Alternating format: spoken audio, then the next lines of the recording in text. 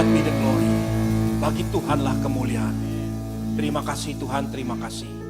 Tuhan, biar Engkau sendiri yang layak diagung-agungkan dan dipermuliakan di antara umat-Mu hari ini Tuhan.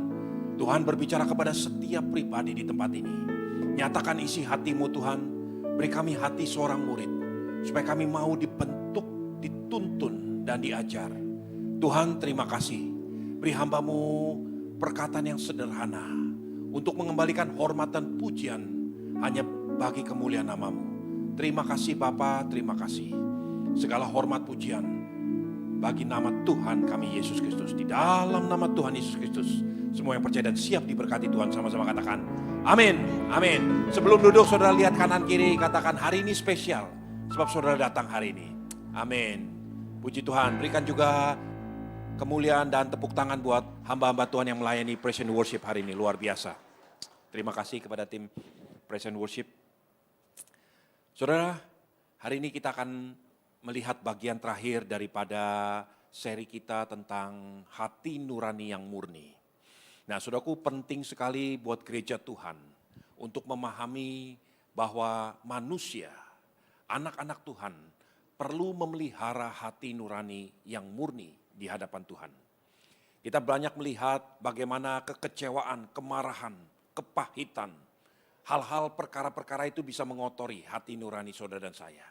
Tetapi bagian yang terakhir ini mungkin sering kita lupa. Karena tanpa kita sadari, ini pun bisa mengotori hati nurani saudara dan saya.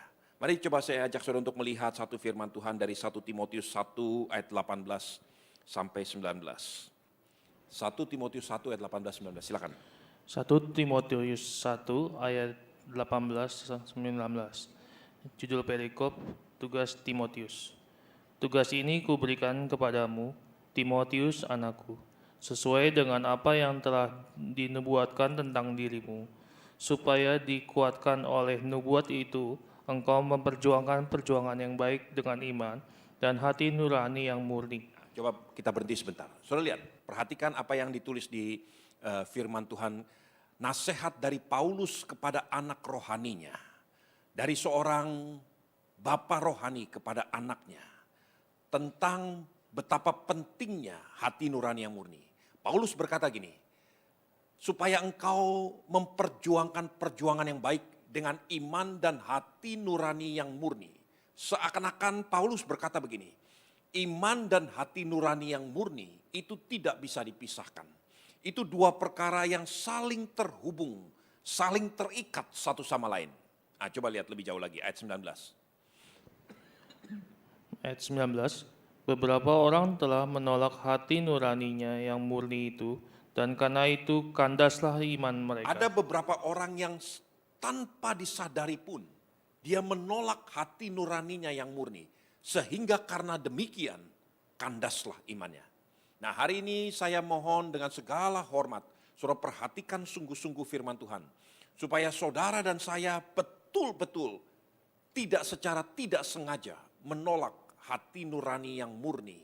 Sehingga dengan demikian imanmu bisa kandas. Saudaraku, seberapa hebatnya saudara, seberapa diurapinya saudara, seberapa saudara mengenal Tuhan sekalipun. Kalau saudara tidak menjaga hati nuranimu murni di hadapan Tuhan, satu ketika imanmu bisa kandas. Ada dua anak muda, sama-sama pergi ke seminari, sama-sama melayani Tuhan, sama-sama belajar firman Tuhan. Satu tumbuh menjadi seorang misionaris, seorang evangelis yang paling terkenal di muka bumi, namanya Billy Graham. Yang satu tumbuh menjadi agnostik, orang yang menolak Tuhan, namanya Charles Coppleton. Dua pribadi ini duduk satu meja, melayani Tuhan bersama, belajar firman Tuhan bersama. Satu kali ada sesuatu yang terjadi di hati Coppleton, sehingga dia menolak iman percayanya. Nah, saudaraku, saya memperhatikan, saya melihat dan mengamat-amati bagaimana seorang yang betul-betul belajar firman Tuhan, toh dia satu kali kandas imannya. Coppleton melihat satu perkara yang terjadi di muka bumi. Bagaimana ketidakadilan, bagaimana hal-hal yang sangat menekan, orang benar kekurangan, Orang-orang ditinggalkan seakan-akan Tuhan itu tidak baik bagi dia.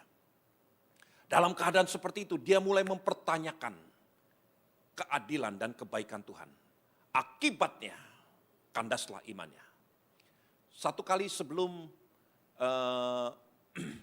beberapa waktu, mungkin sekitar hampir 7-8 tahun yang lalu, dia ditanya, diwawancari sebelum dia meninggal. Dia ditanya oleh seorang wartawan, what about Jesus? Bagaimana dengan Yesus? Copeland menggaruk-garuk kepalanya dan dia berkata gini, I haven't spoken with him for a long time. Aku sudah lama nggak bicara dengan dia, but I do miss him. Tetapi aku merindukan dia. Saudaraku, sayang sekali di dalam ujung perjuangannya, karena sesuatu terjadi, imannya bisa gugur. Ini seorang yang jebolan daripada sekolah Alkitab. Orang yang mengenal Tuhan, belajar firman Tuhan bersama-sama dengan Billy Graham. Nah, hari ini saya rindu betul-betul supaya tidak seorang pun kandas imannya. Sebagai hamba Tuhan saya punya beban untuk mengajar, untuk mendorong, untuk membukakan rahasia ini kepada saudara. Manusia mempunyai 3 bagian. Manusia adalah makhluk roh yang memiliki jiwa dan hidup di dalam tubuh. Manusia mempunyai 3 komponen ini. Kita tahu tubuh kita adalah seperti darah dan daging. Inilah tubuh manusia. Tapi ini bukan manusia yang sesungguhnya. Ini hanya bagian yang satu kali akan kita tinggalkan di bumi. Ini akan hancur dan bersatu kembali dengan tanah. Ada yang namanya jiwa. Di dalam jiwa ada pikiran, perasaan, dan kehendak. Pikiran, perasaan atau emosi, dan kehendak atau keinginan. Inilah yang membentuk jiwa manusia. Jiwa itu mempengaruhi atau dipengaruhi dengan roh manusia. Satu-satunya makhluk hidup yang memiliki roh adalah manusia. Hewan juga punya jiwa. Itu sebabnya hewan bisa berdarah, bisa merasa sakit, bisa merasa lapar. Itu hewan. Sama seperti manusia. Tapi bedanya hewan tidak memiliki roh. Semuanya akan berakhir. Tetapi ada bagian dari manusia yang tidak pernah berakhir. Yaitu roh saudara. Nah, ini pentingnya gereja Tuhan belajar satu kebenaran ini. Hampir semua firman Tuhan yang disampaikan di dalam gereja-gereja. Ataupun yang saudara dengar. Semuanya arah tujuannya adalah membentuk jiwamu. Memperhatikan pola pikirmu. Membentuk perasaanmu. Membentuk mengarahkan kehendak dan kemauanmu. Sebetulnya itu semua baik. Tetapi itu bukan akhir daripada segala-galanya. Seharusnya itu digunakan untuk mendorong roh saudara dan saya. Untuk benar di hadapan Tuhan. Rohlah yang seharusnya memerintahkan jiwa. Itu sebabnya Daud berkata berkali-kali di dalam Mazmurnya. Dia katakan, bersukacitalah hai jiwaku. Pujilah Tuhan hai jiwaku. Sekali lagi kukatakan bersukacitalah. Siapa yang bicara? Yang bicara roh Daud, bicara kepada jiwanya sendiri. Jiwanya mungkin sedang gundah gulana, sedang mengalami satu masalah di dalam hidupnya. Entah perkara, entah peperangan, entah apapun yang dia alami. Rohnya berkata kepada jiwanya, bersukacitalah, pujilah Tuhan hai jiwaku. Saudaraku, ada waktunya, ada saatnya. Saudara dan saya gak kepingin memuji Tuhan. Kepinginnya merenung, atau kepinginnya mengawang-awang gitu ya. Udahlah, gak usah mikirin Tuhan yang terlalu berat-berat. Ada waktunya, saudara seperti itu. Bahkan kalau boleh saya jujur, ada waktunya saya pun gak kepingin berdiri di atas mimbar untuk menyampaikan firman Tuhan. Karena mungkin kalau saya bandingkan pengetahuan yang sangat terbatas, kalau saya bandingkan dengan pergumulan yang saya hadapi, kenapa gak saya konsentrasi dulu dengan pergumulan masalah yang saya hadapi? Ngapain saya harus berdiri di atas mimbar untuk menguatkan jemaat-jemaat Tuhan? Saudaraku, pada waktu-waktu seperti itu, saya berada di persimpangan jalan. Dan ketika saya berada di persimpangan jalan, firman Tuhan mengingatkan saya kepada Daud. Dia memerintahkan jiwanya sendiri. Bersukacitalah hai jiwaku. Pujilah Tuhan hai jiwaku. Layanilah Tuhan hai jiwaku. Saudaraku, saya pun harus membangun, mengarahkan jiwa saya sendiri untuk mengikuti kehendak Tuhan. Nah, saudaraku, di dalam manusia ada juga yang namanya hati nurani. Disinilah bertahtanya Roh Tuhan. Tuhan diterima bukan sekedar oleh pikiranmu, oleh perasaanmu, oleh kehendakmu. Itu semua baik. Tapi tujuannya bukan itu. Itu hanya sarana untuk sampai kepada hati nuranimu. Nah, yang sering terjadi, perasaan, pikiran, dan kehendakmu mempengaruhi hati nuranimu. Sehingga bertentangan di dalam hati nurani manusia. Dan pada waktu itu, kalau saudara nggak mengerti kebenaran firman Tuhan ini, iman manusia bisa kandas. Nah, hari ini kita akan belajar kebenaran firman Tuhan ini. Kita akan lihat dari nasihat atau perkataan Tuhan. Yang Tuhan katakan satu khotbah yang sangat terkenal, disebut khotbah di bukit. Statement of Beatitude.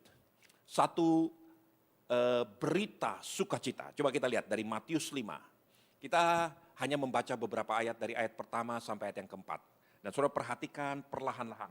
Matius 5 ayat yang pertama sampai keempat. Silakan. Matius 5 ayat yang pertama sampai yang keempat. Khotbah di bukit.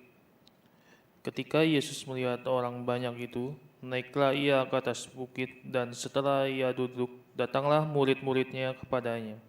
Maka Yesus pun mulai berbicara dan mengajar mereka, katanya, "Berbahagialah orang yang miskin di hadapan Allah, karena merekalah yang ampunya kerajaan surga. Berbahagialah orang yang berduka cita, karena mereka akan dihibur." Amin. Saudaraku, perkataan ini adalah perkataan Tuhan Yesus sendiri. Ada satu gunung di Israel, disebut Mount of Beatitude. Gunung ucapan bahagia. Beatitude artinya the supreme blessedness. Satu kemuliaan, satu berkat yang tertinggi. Dan Tuhan sampaikan rahasia itu di atas bukit ini. Saudaraku, kalau saudara lihat satu pasal sebelumnya, di pasal 4 daripada Matius 4. Dikatakan saya mau bacakan dari ayat yang ke-24. Maka tersiarlah berita tentang dia di seluruh Syria. Dibawanya kepadanya semua orang yang buruk keadaannya, yaitu yang menderita berbagai penyakit dan sengsara, yang kerasukan, yang sakit ayan, dan yang lumpuh. Lalu Yesus menyembuhkan mereka. Di bawah bukit, banyak orang datang, lumpuh, sakit ayan, menderita, berbagai-bagai penderitaan. Dan Yesus menyembuhkan semua mereka di bawah bukit. Setelah semua itu terjadi, ayat 25 berkata begini, maka orang banyak berbondong-bondong mengikuti dia. Kenapa orang banyak berbondong-bondong? Karena mereka melihat apa yang terjadi di bawah bukit. Mereka melihat orang lumpuh berjalan. Mereka melihat orang yang sakit ayan disembuhkan. Orang yang kerasukan setan dibebaskan. Itu semua terjadi di bawah bukit. Sehingga menarik banyak orang berbondong-bondong datang kepada Yesus. Mereka datang dari Galilea, dari Dekapolis, dari Yerusalem, dari Yudea, dari seberang sungai Yordan. Dari berbagai daerah, dari berbagai pelosok penjuru bumi. Manusia berbondong-bondong mencari Yesus yang ada di bawah bukit. Setelah semua itu, kemudian Matius 5 berkata begini, ayat yang pertama. Ketika Yesus melihat orang banyak itu, orang banyak yang mana? Yang ada di bawah bukit. Yang dari Dekapolis, dari Yudea, dari seberang sungai Yordan, dari Yerusalem. Orang yang berbondong-bondong melihat mujizat yang Tuhan kerjakan. Begitu Yesus melihat itu semua, Alkitab berkata begini, naiklah ia ke atas bukit, dan setelah ia duduk di sana, datanglah murid-muridnya kepadanya. Lalu dia mulai mengabarkan berita bahagia. Di mana berita bahagia itu disampaikan? Di atas bukit. Di mana kesembuhan terjadi? Di bawah bukit. Orang banyak ada di bawah bukit. Hari ini sebagai hamba Tuhan, saya rindu supaya saudara perhatikan sungguh-sungguh. Supaya saudara naik level. Untuk sungguh-sungguh mengerti apa yang Tuhan ingin sampaikan bagi gerejanya. Saudaraku, saya ingin ajak saudara untuk melihat apa yang Tuhan Yesus sampaikan di ayat 3 dan 4. Mungkin supaya lebih jelas kita lihat dari The Message Bible. Ya. Nanti coba tampilkan The Message Bible. Saya ingin saudara perhatikan sungguh-sungguh apa yang dituliskan. Saya akan bacakan ayat yang ketiga dan yang keempat. Ini apa yang Tuhan katakan. Berbahagialah orang yang miskin di hadapan Tuhan, kata ayat yang ketiga. Ayat yang keempat berkata begini, berbahagialah orang yang berduka cita. Bagaimana bisa dikatakan berbahagia orang yang miskin? tentu kita akan dengan akal sehat kita berkata, berbahagialah orang yang kaya raya, yang mendapatkan lotre, yang untung besar tahun ini. Yang diberkati adalah orang-orang seperti itu. Bagaimana Tuhan Yesus berkata, berbahagialah orang yang miskin di hadapan Tuhan. Itu berita di atas bukit. Perhatikan, ini yang The Message Bible katakan. You are blessed when you are at the end of your rope. With less of you, there is more of God and His rule. Engkau diberkati, engkau berbahagia ketika engkau berada di ujung daripada tali untuk bergelantungan. Sebab dengan sedikit bagianmu, maka akan lebih banyak bagian Tuhan dan pemerintahannya. Mungkin saudara kurang begitu familiar dengan kata at the end of the rope. Itu satu kiasan. Mungkin lebih familiar saudara mendengar kata gini, di ujung tanduk. Seperti telur di ujung tanduk, itu artinya sama. Tuhan Yesus berkata begini, berbahagialah engkau kalau keadaanmu seperti telur di ujung tanduk. Genting, hampir celaka, nyaris celaka. Berbahagialah engkau. Karena dengan sedikit bagianmu akan lebih banyak bagian Tuhan dan pemerintahannya. Nggak masuk akal, saudara. Lalu ayat yang keempat berkata begini. You are blessed when you feel you have lost what is most dear to you. Only then you can be embraced by the one most dear to you. Engkau berbahagia, engkau diberkati ketika engkau kehilangan sesuatu yang paling berharga bagimu. Karena dengan cara itulah engkau akan bisa dipeluk dan menerima Dia yang paling berharga bagimu. Nah, mungkin ini kata-kata ini agak sulit. Sekali lagi, saudara perhatikan. Engkau berbahagia, engkau diberkati ketika engkau kehilangan sesuatu yang berharga. Karena dengan cara itulah engkau akan bisa dipeluk dan menerima apa yang paling berharga bagimu. Terkadang kita nggak mengerti apa yang paling berharga bagi kita.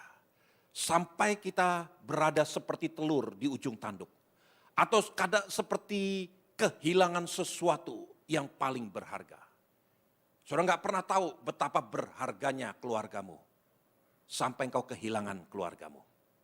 Saya mengenal satu orang ayah. Yang terlalu sibuk memikirkan urusan-urusannya. Dia menghalalkan segala cara. Beberapa waktu yang lalu saya bertemu dengan dia. Dan saya counseling dia. Dia sampai seperti orang gila mengejar istrinya dan anak-anaknya. Tanpa tahu berada di mana, cuma tahu ada di kota Los Angeles. Dia pergi dengan berbekal satu gambar yang dari gambar Instagram. Saya kenal satu hamba Tuhan di Los Angeles, saya katakan kalau kamu kesasar, kamu hubungi orang ini. Mungkin dia bisa membantu. Dia cari seperti orang gila. Hanya ingin ketemu dengan istri dan anak-anaknya. Hanya kemudian dia harus dicampakkan kembali. Saudaraku, betapa dia seperti hancur hatinya. Hanya sekedar ingin mengembrace kembali istri dan anak-anaknya.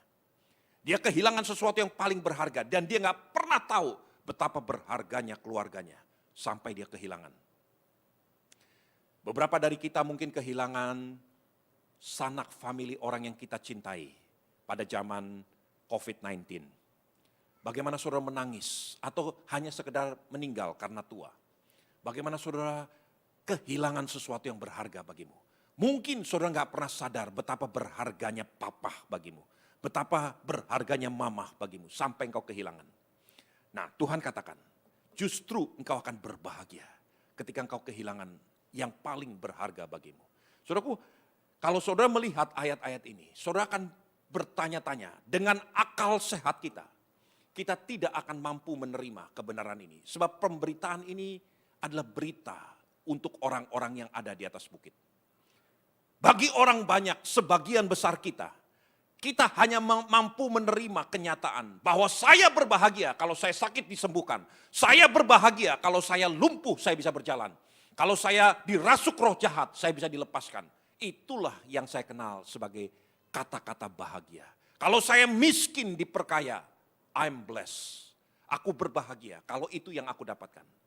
No, itu berita di bawah bukit. Tuhan bergerak ke atas bukit. Dan di atas bukit dia berkata, you are blessed when you are at the end of your rope. Ketika engkau berada seperti telur di ujung tanduk, engkau berbahagia. Ketika engkau kehilangan sesuatu yang berharga bagimu, engkau berbahagia. Perkataan Tuhan Yesus ini enggak masuk akal. Bertentangan dengan akal sehat. Saudaraku, saya ingin sampaikan, pengenalan akan Tuhan dengan pengetahuan tentang Tuhan itu dua hal yang berbeda. Hari ini saya rindu supaya semua jemaat di tempat ini belajar mengenal Tuhan, belajar mengeksersis, menggerakkan iman percayamu untuk menerima Tuhan, mengenal Tuhan dengan benar. Bukan cuma sekedar sampai di pikiran, di perasaan, di kehendakmu. Itu semua baik, tapi itu semua ada di jiwa. Itu tidak kekal. Belajar hari ini supaya hati nuranimu tidak dikotori. Karena bisa saja saudara bertabrakan dengan kenyataan. Dan dalam keadaan tabrakan seperti itu, pikiranmu akan mengajar hati nuranimu. There is no God. Saya punya orang tua angkat di Amerika. Namanya Larry Sharping. Colonel Larry Sharping. Dia seorang kolonel angkatan darat. Retired. Satu ketika dia ditinggalkan oleh istrinya. Istrinya pergi dengan laki-laki lain. Tidak lama setelah itu, ada sesuatu terjadi di dalam unit yang dia pegang. Ada satu kesalahan yang dibuat oleh anak buahnya. Sehingga dia harus bertanggung jawab. Dan dia harus menerima konsekuensi daripada tanggung jawab sebagai pemimpin. Dalam keadaan putus asa, kecewa, yang paling mudah untuk disalahkan, there is no God. Di mana Tuhan ketika semua itu terjadi? Saya melayani Tuhan, saya gembar-gembor tentang Tuhan. Sekarang rumah tangga saya berantakan, istri saya memilih untuk meninggalkan saya. Dalam pekerjaannya Tuhan memilih untuk tidak menjaga, sehingga anak buah saya melakukan kesalahan, dan saya harus bertanggung jawab untuk itu.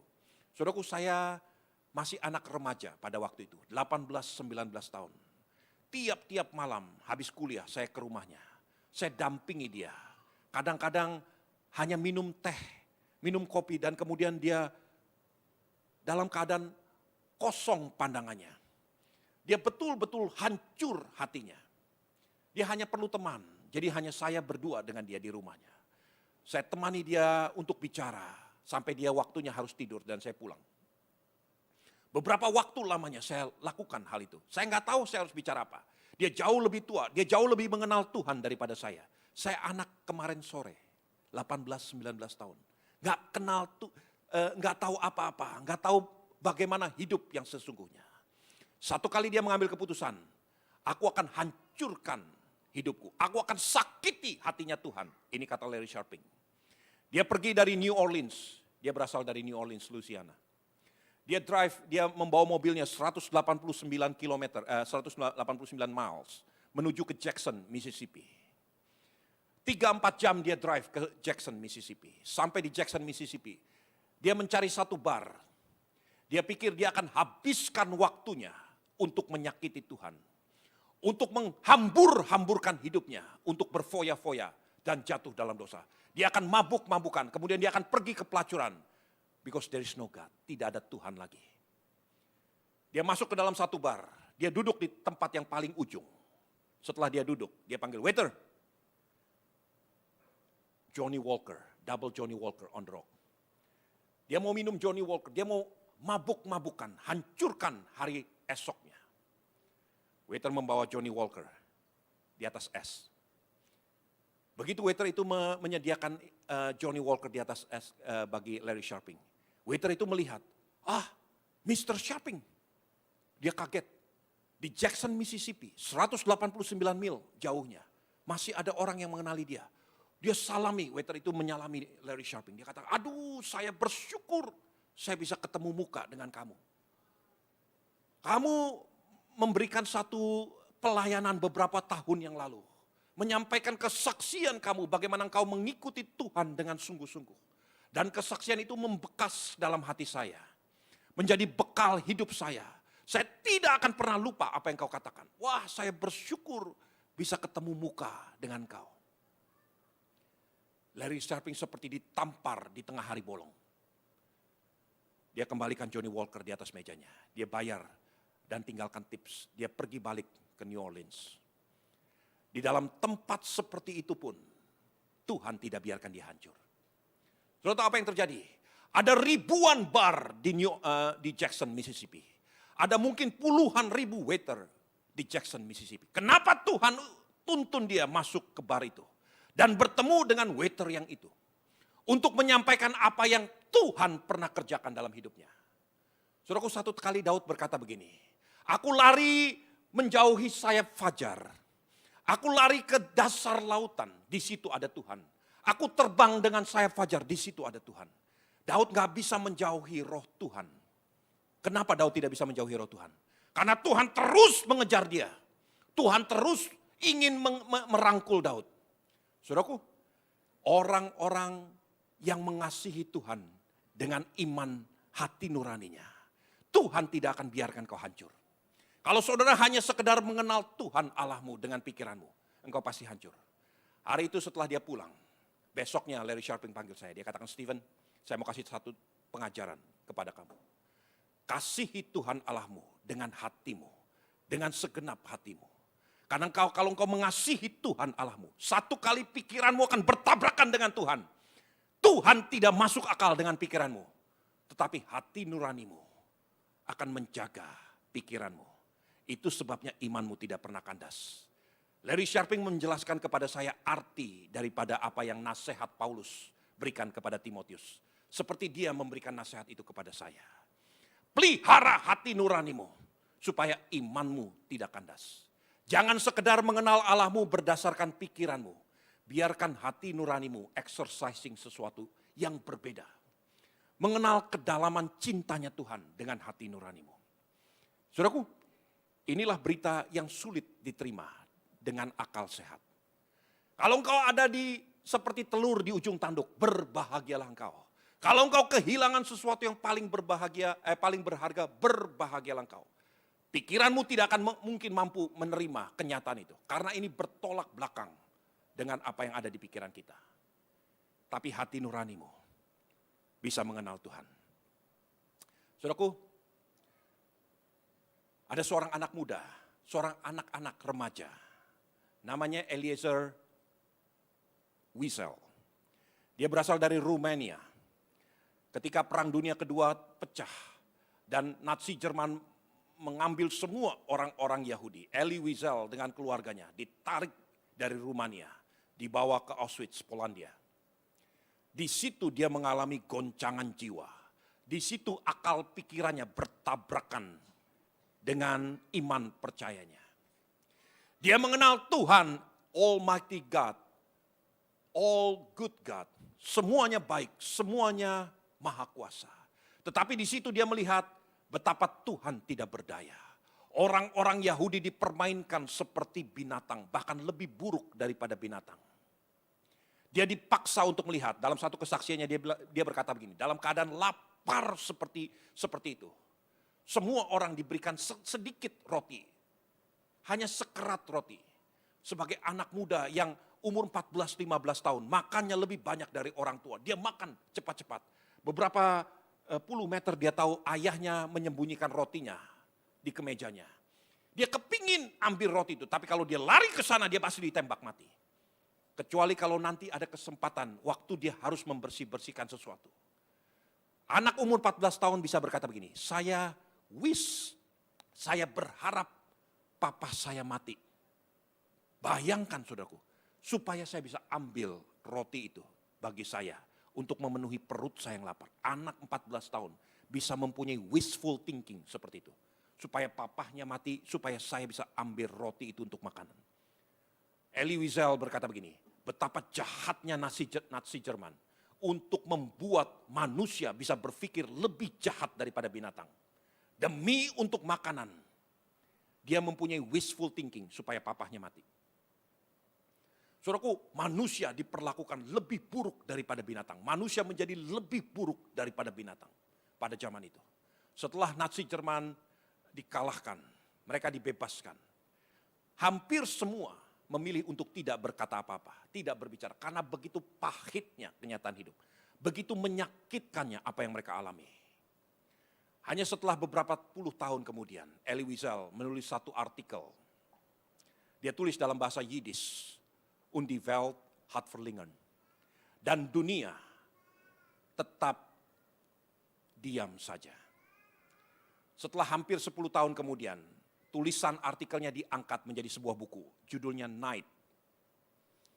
Di dalam buku itu Elie Wiesel mengatakan, Tuhan itu kemungkinan ada dua. Satu, dia menjadi mati.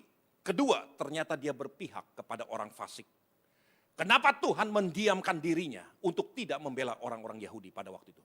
Dia melihat pasti kalau enggak Tuhan mati, ternyata Tuhan berpihak kepada orang fasik.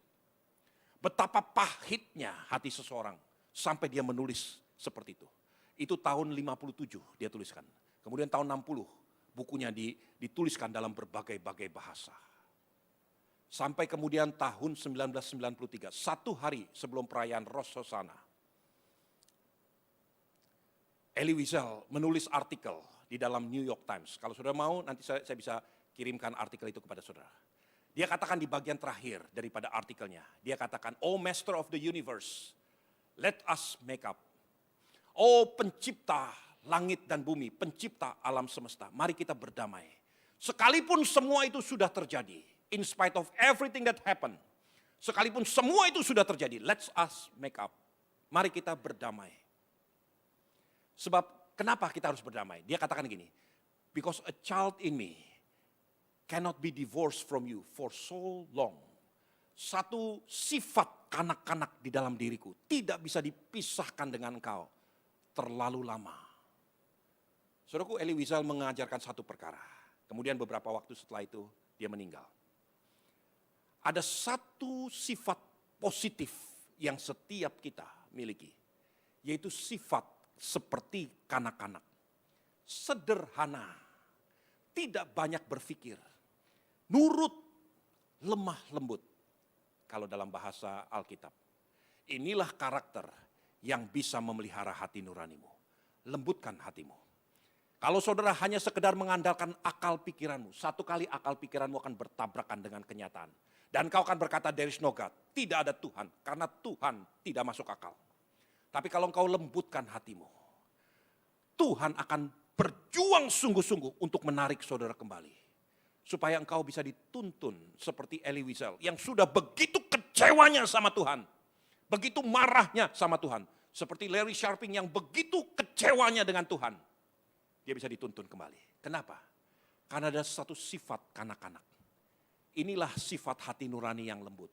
Dan kalau saudara memiliki kelemah lembutan seperti ini, maka disitulah iman percayamu akan tetap tinggal diam.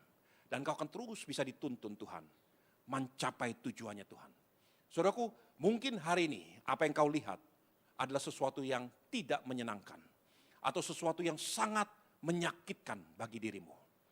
Tuhan katakan di dalam Matius 5 tadi, ketika orang banyak berkumpul di bawah bukit, mereka semua sudah disembuhkan, mereka semua sudah dipulihkan hidupnya. Tetapi berita tentang kebahagiaan, berkat yang tertinggi tidak diberitakan kepada mereka. Tuhan memilih untuk merangkak ke atas bukit. Dan hanya orang-orang tertentu, dalam The Message Bible dikatakan, ada beberapa orang, yaitu the disciple, yang the apprentice to him, yang dimuridkan, dididik, dibentuk oleh dia. Yaitu mereka yang committed, mereka yang menggabungkan diri, yang komit kepada Tuhan. Mereka akan berjalan bersama-sama dengan dia. Kemudian setelah mereka duduk di atas bukit, hanya beberapa orang, Tuhan sampaikan satu rahasia. You are blessed when you are at the end of the rope. Engkau diberkati. Engkau sangat diberkati ketika engkau berada di ujung tanduk. Seperti telur di ujung tanduk. Engkau sangat diberkati ketika engkau kehilangan sesuatu yang paling berharga dalam hidupmu. Justru pada saat itulah engkau akan dipeluk. Dan engkau akan melihat, menemukan dia yang sesungguhnya paling berharga dalam hidupmu. Saya akan tutup dengan satu kisah. Ini kisah nyata, saudaraku. Namanya adalah Morris Cohen. Kalau saudara Google, saudara akan melihat namanya Morris Cohen atau Tugan Morris. Morris Cohen adalah seorang Yahudi, lahir di England. Setelah dia berumur belasan tahun, seperti kadang-kadang anak-anak umur belasan tahun, dia menjadi anak yang super nakal. Anak yang memberontak, nakal luar biasa. Di kampung ini berantem, di kampung itu berantem, di sana buat keributan, sampai orang tuanya putus asa. Dan orang tuanya berpikir ini nggak ada masa depan bagi Morris Cohen. Sehingga orang tuanya berpikir satu-satunya kesempatan dia harus dikirim jauh ke Kanada. Di tempat perkampungan, di tempat peternakan sapi. Di sana nggak ada anak-anak lain kecuali sapi. Dia nggak akan mungkin buat keributan di antara sapi-sapi. Jadi lebih aman dia dikirim jauh ke Kanada, ke Montreal. Dari England dia dikirim oleh orang tuanya. Morris Cohen kecewa terhadap orang tuanya. Kenapa saya tidak bisa diterima? Kenapa saya dibuang ke Kanada? Di Kanada dia buat keonaran, lebih onar lagi. Dia bergabung dengan geng-geng yang ada di Montreal. Dia menggabungkan diri dengan para gangster dari China. Chinese gangster yang ada di Kanada.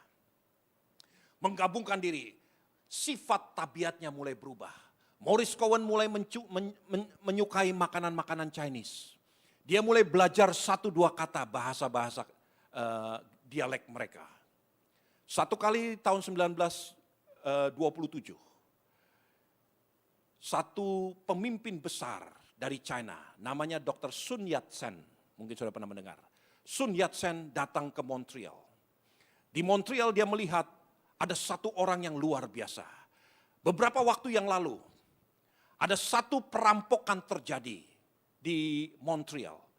Dan Morris Cohen membela pemilik daripada restoran yang dirampok. Sehingga oleh pemilik restoran orang China ini, Morris Cohen diangkat menjadi kepala keamanan di sana. Diperkenalkan kepada Dr. Sun Yat-sen. Dr. Sun Yat-sen begitu impress melihat anak muda yang berandalan tapi mempunyai keberanian seperti Daud. Dr. Sun Yat-sen berkata begini, mau nggak kamu ikut saya ke China? Karena saya sedang menggerakkan satu revolusi di China. Tahun 1925, Dr. Sun Yat-sen menjadi pemimpin revolusi di China dan menjadi Premier of China. Kemudian setelah dia menjadi Premier of China, Dr. Sun Yat-sen mengangkat Morris Cohen yang pada waktu itu oleh negara Cina, namanya disebut Ma Kun. Dia diberi nama, diberi marga Ma. Ma Kun menjadi orang yang ternama di China, orang kulit putih, orang Yahudi, Westerner, tapi fasih berbahasa Mandarin. Dan kemudian Ma Kun menjadi orang yang memimpin seluruh keamanan. Dia bahkan menjadi jenderal pertama yang berkuasa di China, bukan orang China. Tahun 1942, Morris Cohen atau Ma Kun ini ditawan oleh tentara Jepang. Dijadikan budak slave di Jepang. Tahun 45, setelah Jepang dikalahkan, Ma Kun atau Morris Cohen dibebaskan dalam pertukaran prisoners of war. Pertukaran tawanan. Tapi dalam keadaan tangannya sudah dipatahkan, kakinya sudah pengkor. Dalam keadaan sudah tua, tidak punya kemampuan. China berpikir, udahlah kamu retired. Kamu pulang aja kembali ke Montreal. Di rumahnya di England dia tidak diterima oleh orang tuanya. Di China dia disuruh pulang karena sudah tua, sudah patah-patah tulangnya. Dulu dia jenderal besar disebut the Two-Gun Morris. Orang yang memegang 2 pistol, mendidik para jenderal di China. Sekarang dia jadi pengangguran kembali di Montreal, Kanada. Dia berpikir habis hidupnya. Itu 1945.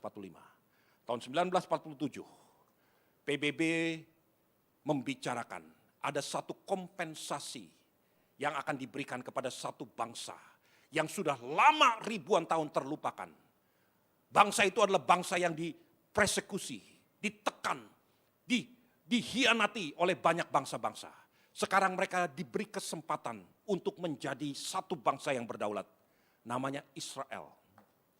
Tapi sebelum PBB memberikan satu resolusi untuk menentukan berdirinya satu bangsa, General Assembly dari PBB itu harus diperintahkan dulu oleh yang namanya Security Council.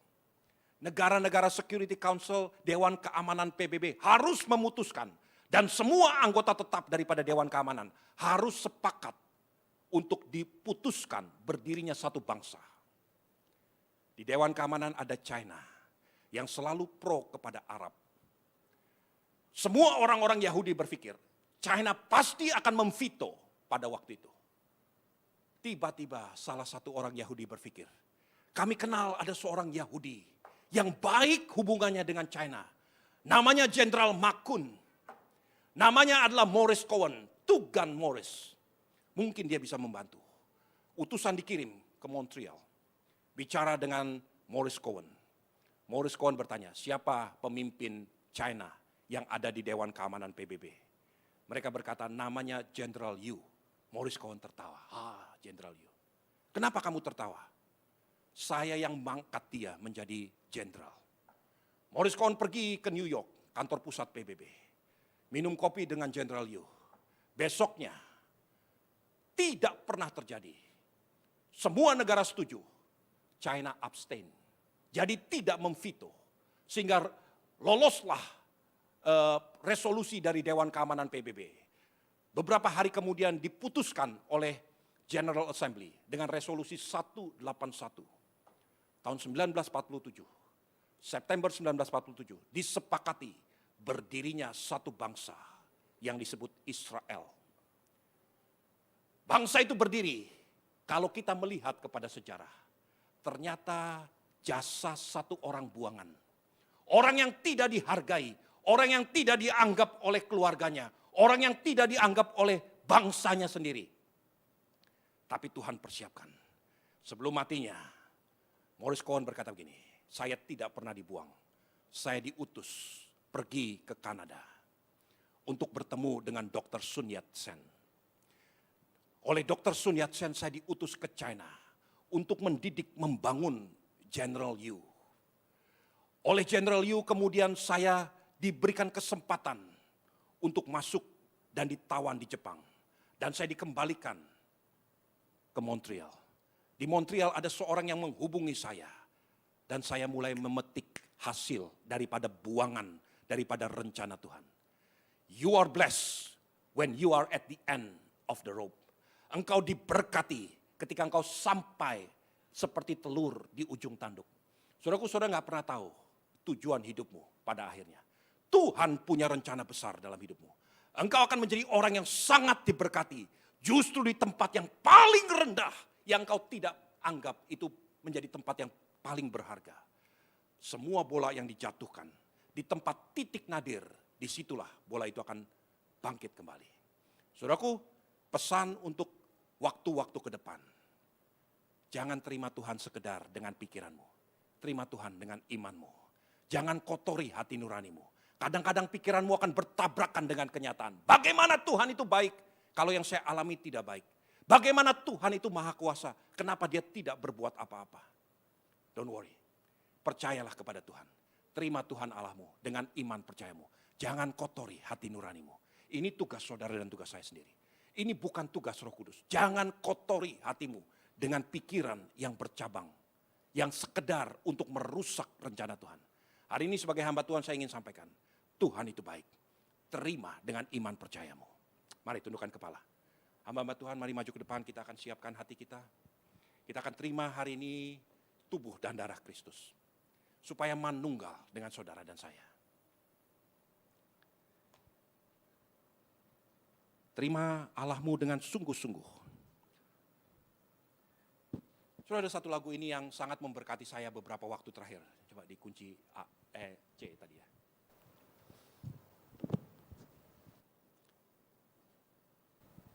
Mari. Jalanmu tak terselami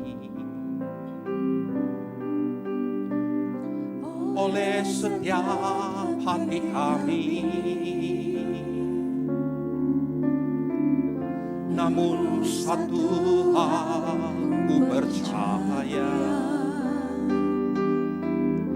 ada bencana yang indah tiada terduga kasih-Mu.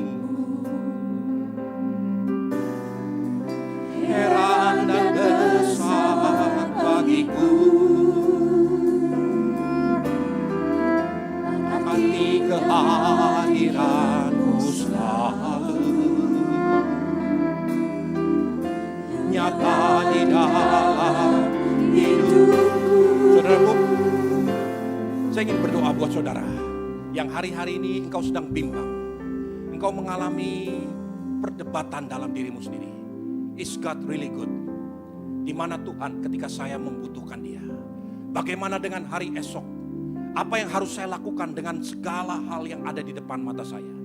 Kalau itu yang saudara alami hari ini, angkat tanganmu di hadapan Tuhan. Sekarang dengan imanmu sendiri letakkan tanganmu di dadamu.